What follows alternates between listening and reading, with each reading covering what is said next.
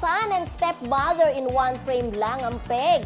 Yan ang nakakatuwang naging eksena sa isang event ni Janine Gutierrez at ni Santino, anak ng kanyang boyfriend na si Jericho Rosales. Good vibes at sobrang gaan lang kasi ng usapan ng dalawa with matching smiles. Kaya talagang nakaka-feel good lang panoorin ang video kumalat na rin online. Mukhang boto naman daw kasi si Santino kay Janine, kaya ang mga fanay ng Ekonin ay wala nang mapaglagyan ng kanilang kilig. O diba, pag pinakilala na dun sa anak, ibig sabihin very, very serious na talaga ang kanilang relasyon. At lagi rin naman namin nakikita, the last time na nakita namin yung dalawa na super sweet, talagang parang sarili lang nila yung mundo. Ito yung yung 53rd Box Office Entertainment Awards na nanalo silang pareho sa kanilang mga shows, no?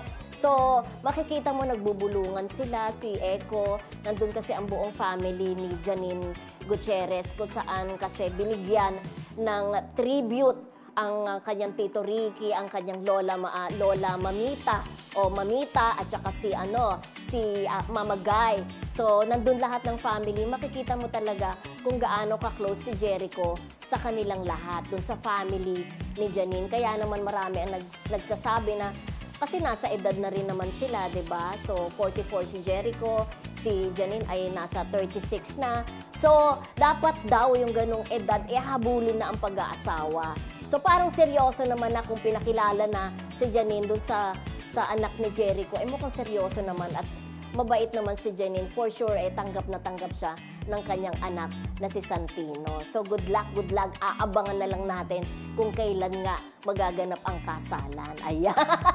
Ayan na, naninibago ako. Wala akong mga kakwentuhan, ha? Eto naman, magbabasa ulit tayo ng ating mga Siyempre, mahal na mahal natin ng ating mga viewers. Si Serene, nagpapabati. Si Serene, hello. Si Rona Tumolak, nandyan na siya. Hello, happy Monday. Si Weng Agustin, hello sa'yo. Siyempre, sila Boy Tokwa, si Lina Moreno, of course, ang laging nandyan sa atin. Sino pa ba?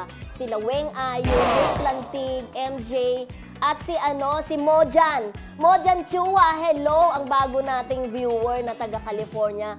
Get well soon sa iyong ina. Sabi niya, ay nalilibang daw si Mojan kapag nanonood siya sa ating programa. Ayan.